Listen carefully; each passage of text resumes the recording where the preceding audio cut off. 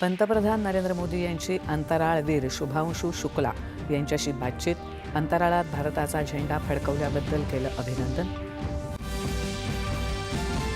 जगात हजारो वर्षांपर्यंत हिंसेला हिंसेनं उत्तर देण्याचा प्रयत्न होत असताना भारतानं जगाला अहिंसेचा मार्ग दाखवला. नवी दिल्लीतल्या कार्यक्रमात पंतप्रधानांचं प्रतिपादन. पंतप्रधान नरेंद्र मोदी 2 ते 9 जुलै दरम्यान आफ्रिकी देशांच्या दौऱ्यावर. ब्राझील इथे होणाऱ्या 17व्या ब्रिक्स परिषदेतही होणार सहभागी. देशावर 75 वर्षात आलेल्या प्रत्येक संकट काळात संविधानामुळेच भारत एकसंध राहिला. देशातल्या पहिल्या संविधान उद्देशिका उद्यानाच्या लोकार्पण प्रसंगी सरन्यायाधीशांचे गौरवोद्गार. संविधान आणि उद्देशिकेतील मूल्य आपण प्रत्यक्षात आचरणात आणली तर देशाच्या बहुतांश समस्या सुटतील, इतकी संविधानात ताकद. मुख्यमंत्री.